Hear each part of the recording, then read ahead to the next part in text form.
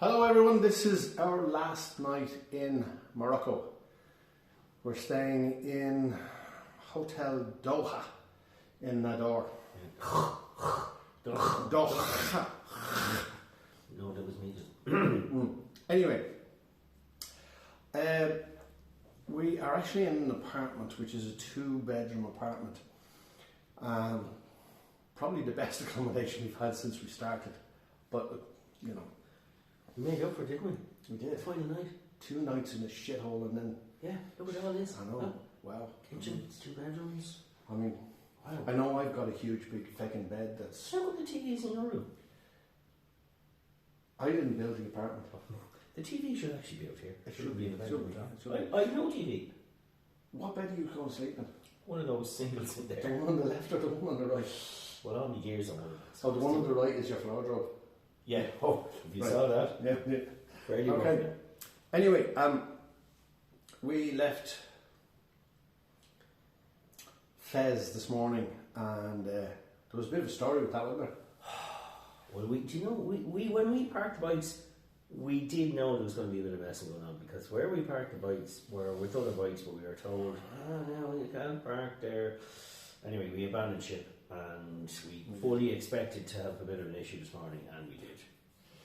You see, the thing is, when you go to Morocco, right, every scammer in the world lives in Morocco. Yeah, we said that, Yeah. They put their hands out, They want money. They're trying to get your money out of you. Yeah. Now, they won't rob it from you, but they'll try and get it out of you no matter what. So we parked the bikes up, and there was fellas, he's going to sit there and mind the bikes. Fair enough. But he told us he was going to be gone by, 8 o'clock at night?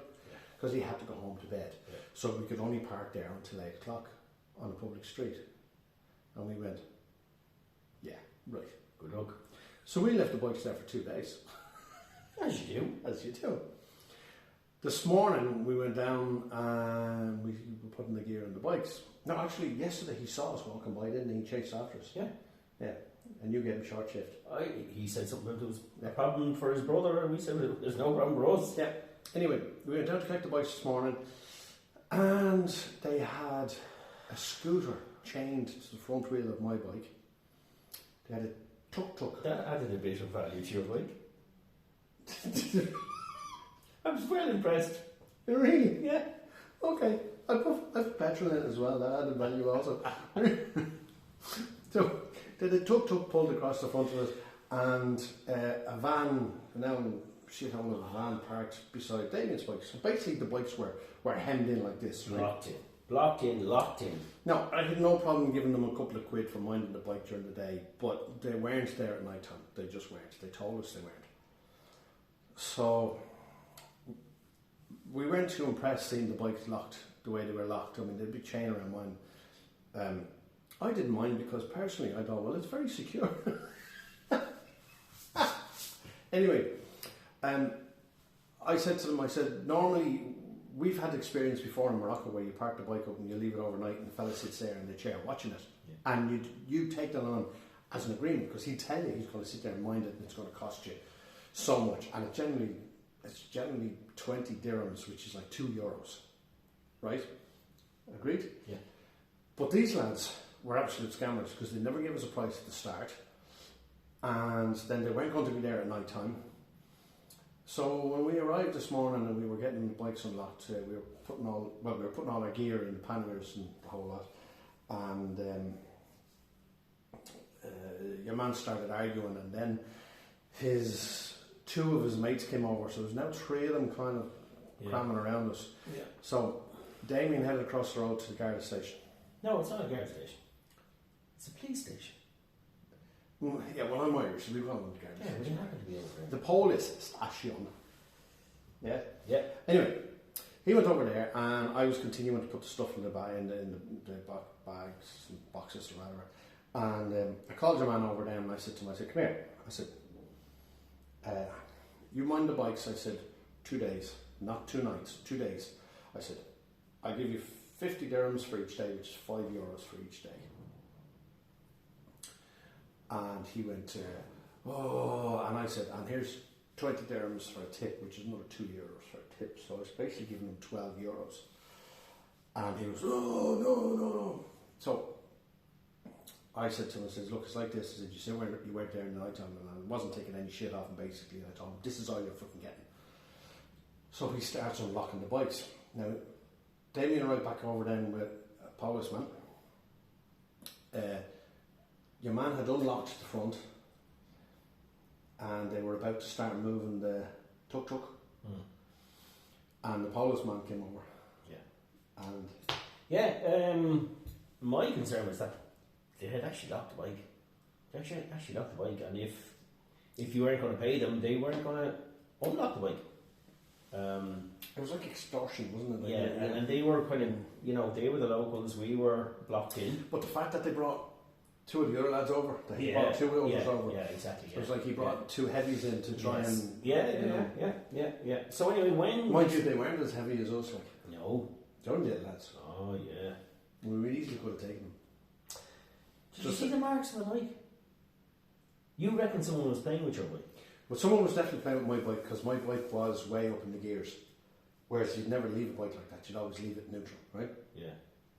Or if you're on a hill, you leave it in first gear, but it was way up the gears. And the cats, did they kill shit on switch your bike? had turned. No, the cats didn't shit on my bike. They had marked, they were everywhere on the bikes. There's cat footprints all over the bike. Everywhere. And your bike as well. Yeah. I reckon one of them might have caught himself on the screw in the back box of your bike. Do you know? Yeah. Where the camel is now. Where the camel is now. Anyway, so the policeman was there, and the policeman was kind of questioning them and the whole lot. Of course, they're usually coming up with the usual shit. Oh yeah, they changed their attitude completely changed. Once They were just nice, so apologetic. Nice as pie. And honestly, Mr. Policeman, we only locked the bikes to secure them. Yeah. Well, a lot of shit. Yeah. Except that was in Moroccan. It wasn't in English. No. So how do you know they actually said that? Because the man, I speak a little bit of French. Je parle un peu français. Apparently so. Anyway, so we got the bikes unlocked and we headed off on the bikes. We wanted to do a few little minor repairs. We wanted to mount the camel. You wanted to mount the camel? We wanted to mount the camel. You mounted the camel? I did mount the camel. Yeah. Yes. He mounted the camel. I'm still waiting on it, thank you. Anyway. From the camel? Yeah. Anyway, so we decided we'd drive out the road a bit, get out away from the maddening crowd, because they're unbelievable. As soon as you stop moving, they're on you. But they appear. And said like, this, they appear from everywhere. Walking along out with the phone, they're on you. You know, it's crazy. So we got out the road. I needed to tighten up the bar that holds sat-nav. It was a little bit loose and sat-nav was dropping a little bit. I did that. Dropped the oil in. We mounted the camel. I mounted the camel. Yeah. And then we hit the road. It was always going to be you. We hit the road. We headed for Nador. We had a good run actually. The roads were really, really good until the sat-nav decided to bring us the adventure route and then took us off up in the mountains and these tiny little shithole roads. And we were bouncing the bikes around the place. And next of all, I lost another part of my bike. Christy had departed, was killed in action, replaced by the camel. Well, not only did while I was mounting the camel, Damien was mounting the GoPro. Not at the same time. Because there's no video of it to prove it, because we got a charger. If you remember, we got the charger. A charger that we didn't actually need because we already had one that you didn't know would work because you didn't RTFM. What's RTFM? Read the fucking manual. Anyway, so you digress. We got out the road. We went and Damien had mounted the GoPro, and we had continued on our journey. And the sat-nav turned us left off the main road onto these twisty windies, which turned out to be really tiny and full of potholes and rough as fuck. Tiny little villages and all. And it's really interesting to see these places because the scenery is outstanding. Yeah. But you do kind of get a bit fed up with them after a while. Yeah, we did stop because there was nowhere else to stop. We stopped and we agreed that this is more of the same, more of the same, more of the same. If we were on adventure bikes, these roads would be fantastic. Yeah. But the bikes we're on, it's hard work. Knock the shit out of the bikes. But it is hard work though. Your arms will be dragged off you trying to get them around the tiny little roads. And okay, so I lost my GoPro. Yeah, so there's bits falling off Damien's bike. Another bit fell off. You know, the Honda broke down and now there's bits falling off it. And, Mr. Honda, I don't know, it's just... Well, this is our last night. So BMW quality, or BMW as they say here, you know. As they say in Morocco? Yeah, BMW. BMW. And then the Germans, BMW as well, yeah. Okay. Anyway, shout out to our German friends from Thuringen. In East Germany, yeah. In East Germany. Thuringen, yeah. In East Germany, yes. There was, what's their names? Stefan and the artist. And the artist, can't remember the artist, yeah. Yeah. And the two ladies, how you doing? We'll see you in October. Hopefully. Anyway. Was that one of those teasers? Was that a teaser? That could have been a teaser. Anyway, so we're here in the door. Tomorrow we're going to go up the road about half an hour drive, I think, is it? Amelia? Yeah, which is interesting because when we come into Tangier, there's an area beside it called Ceuta, C-U-E-T-A, which is Spanish enclave in Morocco. We thought there was only the one, but now we're going to Nador, which is some couple of 100 kilometres east of Tangier, and we found that there's also a Spanish enclave there called Melia. So we're going to go up there because we have to get the ferry from just in around there. But we're hoping that... And you want to buy the gargle? Yeah, we want to buy gargle to bring onto the boat because... It's 2 nights. Fucking hell. 2 nights on the boat, and the gargle on the boat is really expensive because they don't want you buying it because we're heathens, we are the infidel. And we don't want to be sober because the music is fucking rank. It's the loudest, maddest fucking music. Yeah. Speaking of which... You still haven't produced your food.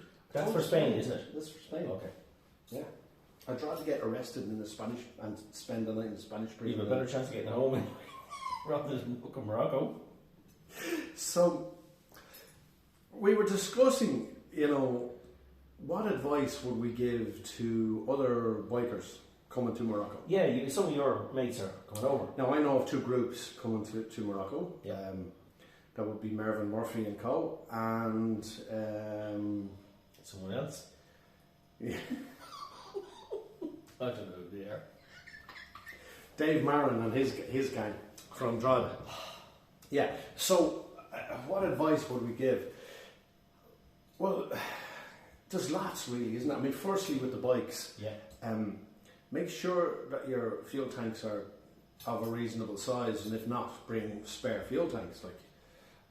Number one, then going down the western side, there's no problem. There's petrol stations everywhere. But if you go off the beaten track at all, it's a bit dodgy. You could run out. Insurance. The insurance you get at the port, okay, it works out around about €60 for 10 days. Yeah. So when you come into the port, you will go through your passport control, then you go through customs, and customs will give you a small little card, which is like an import card, temporary import card for your bike, that you must keep. That import card is very important and it's only tiny. If you lose it, you won't get the bike back out again, right? It lasts 6 months. Yeah. And we're lucky because we're more than 4 months into coming back now. Yeah. We actually hadn't realised that. Yeah, but anyway, we're okay. So once you go through that, then you go up further, and there's kiosks. This is before you ever get out of the port.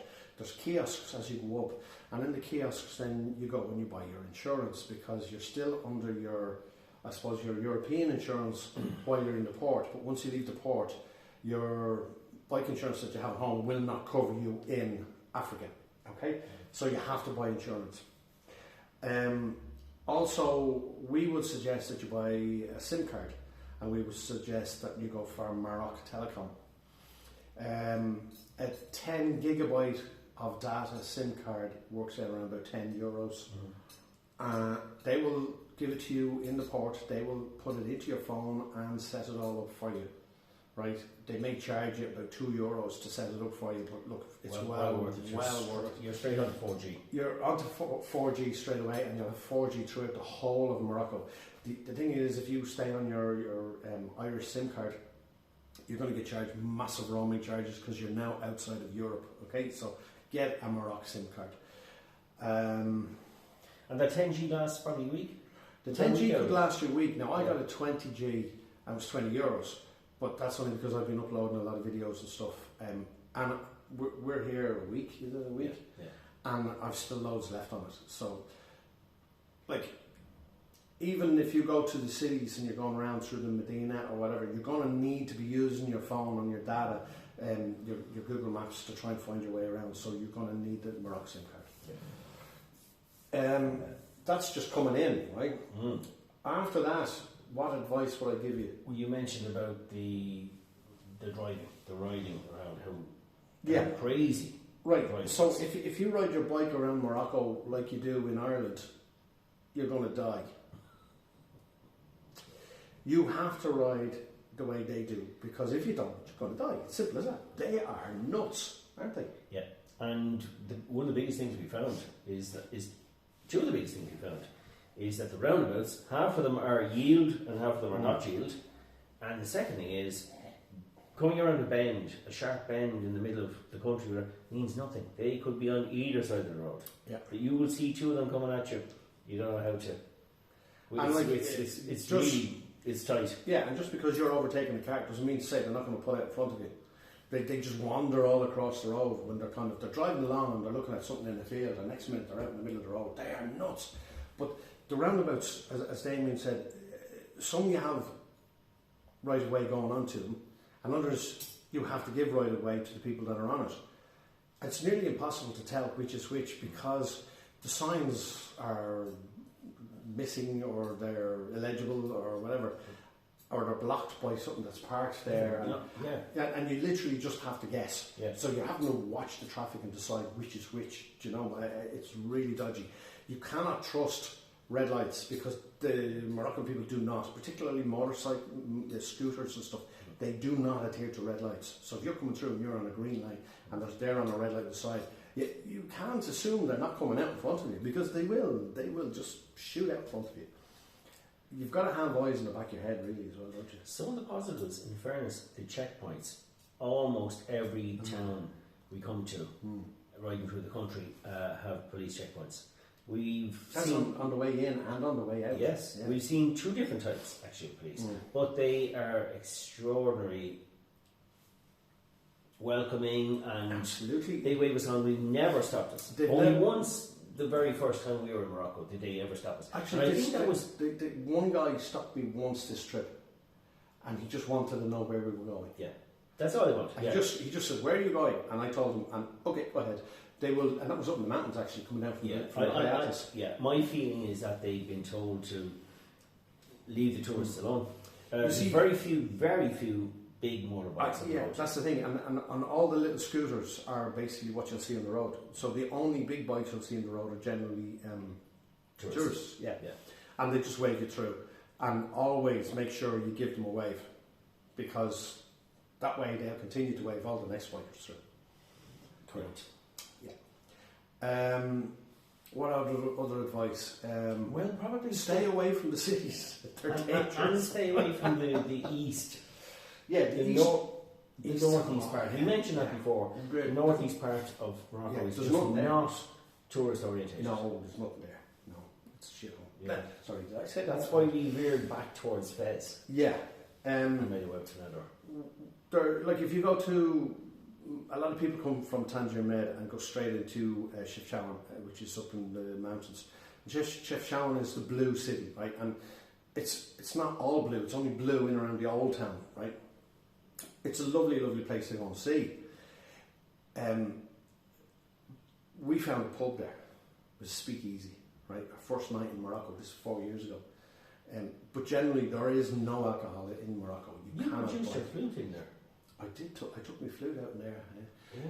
Yeah. You were paid to do that. I got free drink. So did I. I know. Just for recommending that you pay your flute. You didn't think my flute was that good, did you? What, before we go away from that. No, we need to move on. No, I just want to mention the prison food. Because that is worth mentioning. Go on then. So, when we got in there, This is one of those places that it's free in. They're all free in. You never pay. But anywhere that they expected that you would get alcohol, you possibly would get free food. The level of the food is the problem. The place was particularly full when we arrived, so we sat at a table with one of the locals. This guy must have been well in his 80s, I would think. I thought he was about 120. Yeah. No, that was the head of the sheep you were looking at. Oh. So we got served with a sheep head, a boiled sheep head, and was that peas? Were they peas? It was lentils. You ate them? Lentils. No, I didn't eat the lentils. Okay, you had some of the cheese head. I did sample the cheese head because they were saying it was a delicacy, etc., and they were giving it for free, and I thought, if I don't taste it, it'd be an insult to them and we could end up in trouble. And that was our first night in Morocco. I tasted that to save your life. And then the old boy turned around and said, and he laughed in his best English and said, prison food. Prison food. He pointed at us. I said prison food and I was going,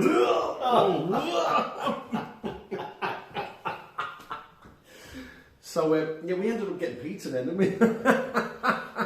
Free pizza. Yes, because the business guys from Casablanca. That's right. Who loved Irish music and I applauded you. I started playing some Irish music Actually, on the recorder. And, they didn't applaud you, they applauded your flute. They did. Yeah. They did. Anyway, and just to clarify, what Damien calls my flute is actually a recorder. And I played some traditional Irish music on it. It's not any appendage of mine. It's a flute. No, it's not. Anyway, so Chef Challenge is fabulous. It's beautiful. And then you go through the Rift Mountains, and then on the way through the Rift Mountains, you kind of head towards Fez. What about the sweeties with the kids? Well, we'll come to that. In the Rift Mountains, you will come across packs of wild dogs. Is that correct? And monkeys. And, well, the wild monkeys. Now, the monkeys are fair enough. Like, they don't come near you, and you can kind of throw food to them and stuff. But the wild dogs, if you kind of stop and get off your bike to take photographs of the wild dogs, they could attack you. Now, we were told that if they would attack you, all you have to do is throw stones at them and make noise. But when we actually videoed them the first time, they were tearing a carcass of a sheep apart. Yeah, and then you're taking rabies as well. And so it's really not a good idea to stop and look at them. Oh. But because they are wild dogs and they're up in the hills, right? Then we came down through the forest area and the monkeys were there, and everybody was stopping and taking photographs. They're lovely monkeys, and we were going, yeah, okay, they're monkeys. Moving on. Right. So moving on to Fez. Fez is a fabulous city to go and see. It has the Medina, and it's probably the best Medina in Morocco that we've encountered. We were in Casablanca and Marrakesh and all, and Fez has probably the best Medina that we've seen. However, the hotels in the Medina, you cannot park outside the hotel. You cannot leave your bike outside the hotel. You will have to park a couple of 100 yards away from the hotel and walk into the Medina. And the Medina walls, like if you've spread your hands out, the Medina walls are only that wide, right? Yeah. And you've got to carry all your gear, probably 200-300 yards up through the Medina to get to your hotel. So our advice would be find a hotel on the outside of the Medina where you can park your bike, bring all your gear into the hotel, perfect. And then you can walk into the Medina during the day and see everything. That's our advice, yeah? Absolutely. Some of the hotels in the Medina are beautiful, but really, seriously, it's not worth the hassle. And then you've got to get some fucking scammer in minding your bike looking for money off you and everything else. Yeah. While you're in the Medina, the young lads will come up to you and they'll say, "Oh, don't go that way is closed." But it might not necessarily be closed. What they're trying to do is they're trying to say, I'll show you. So they bring you a different way, which actually works out a longer way around. And the whole idea is that you have to give them 10 or 20 dinar, which I know it's only 1 or 2 euros, but they're not looking for 10 or 20, they're looking for more. And it's just a scam, okay? They're all out to scam you. So use your Google Maps, because you'll have gotten your Morocco Telecom card, yeah. Taxis. taxis. This time we used taxis for the first time. We did. Yeah, we never even considered that before because we generally are on foot. But a couple of places we went to see, we decided, Google it, taxis turned out to be quite cheap, and they were actually cheap as chips. Now, there's different types of taxis. There's Le Petit taxis, and there's Le Grand taxi. The Le Grand taxi is like Dacia Logan, they're like a bigger yoke for putting luggage in and stuff.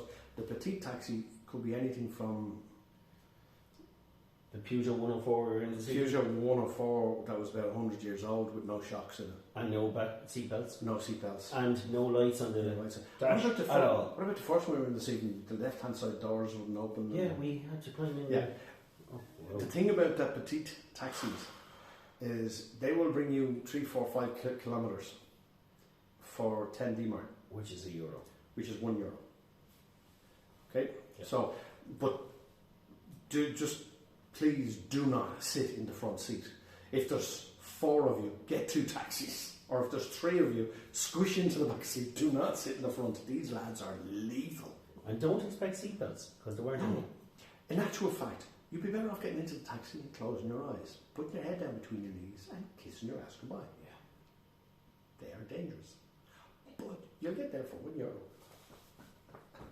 We did. But we like living dangerously. So, what else would... Oh, yeah. Stuff to bring with you. Oh. Bring toilet roll. Each one of you riding a bike should have your own roll of toilet roll in the top box, because you cannot guarantee that your accommodation will have toilet roll. Right? Yes. Bring baby wipes, because baby wipes will be used for cleaning your hands after you fix the puncture. Or anything else you need to. Right. No toilet roll You left. need to wipe.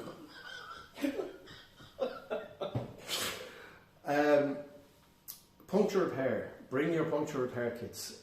Do not hide under the trees to, like, if you decide to pull into the side of the road to have a rest, like, do not go under those trees, because those trees are full of spikes and you will get puncture. It's as simple as that. They are really woeful spiky trees and you're going to get a puncture. So bring a puncture repair kit and some sort of way of inflating your tyres. Little canisters are not enough. You're going to need a pump. Sanitizer, hand sanitizer is always a good one as well. Well, I suppose. And then the sweets. The children and the sweets. Yeah, I mentioned that. Right. So all through Morocco, for I don't know how many years, bikers have been coming to Morocco and they've been giving sweets to kids. So you're riding down the road and you pull up, stop, and the kids will all throng around the bikes, because, as we said, only the tourists have the bigger bikes. And when they come around the bikes, then we give them sweets. So you have 3 or 4 bags of sweets in your top box that you would have bought in Deals or in the pound shop or whatever. And you just give each one of them a sweet or 2 or whatever. And then you go on to the next town and it's the same thing happens. Or you could do what Damien does. He drives around, tries to scold the little fuckers with the sweets. I do lash the sweets out on the Maybe throw them out this way. Yeah, I do. And unfortunately, the kids went out in the middle of the traffic and everything was getting sweets. They do. Yeah, they do. Yeah, probably not the best idea. But no. But seriously, it's a good thing to do. Yeah, it's a good thing. Really the first time we came, we brought colouring pencils and bouncy balls and little bits like that. And we were up in the mountains there, the Rift Mountains around Chefchaouen, and we went through some really, really small, tiny towns that were stricken with poverty. I mean, there was no footpaths or roads. There was no windows in the houses. There were like curtains for doors. Kids had no shoes. They had to walk miles and miles and miles just to get a container full of water and stuff. And we were giving them colouring pencils that they'd never seen before in their lives, and bouncy balls and sweets and all that kind of stuff. We remember we gave them bubbles. And I remember I gave this kid bubbles. You've seen bouncy balls? She didn't even know what the bubbles were. We had to show her how to use them, But anyway, bouncy balls. Did you have bouncy balls? You had bouncy balls. I did not. You did. You had little ones. Anyway, wait till I just fix that. Okay, so yeah, my battery's going to die. So Okay. what else is there?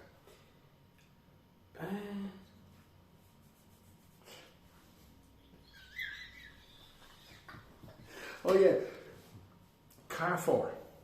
There's a few Carrefour shops, or Marzan. Is it Marzan? Marjan.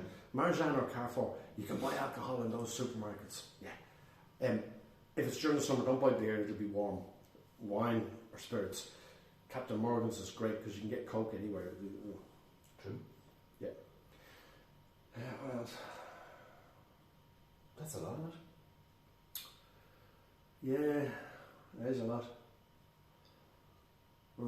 Anyway, What about the next trip? We'll talk about that again. well, our next trip, well,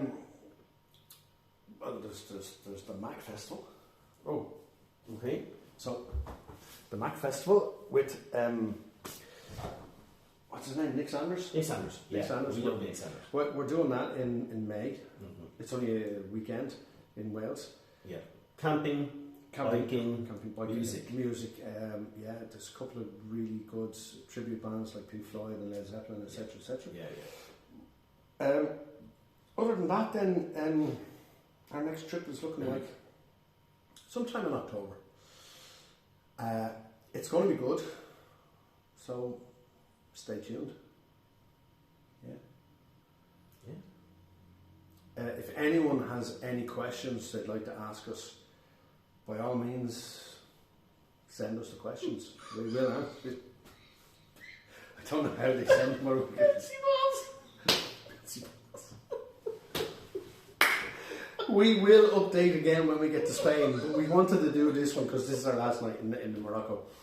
We're going to go across Spain. Yeah, we're going to go across Spain, heading for Bilbao. Yeah, I'm going to have some new footage because the GoPro's gone. The GoPro's gone. Yeah, because bits keep falling off the Honda.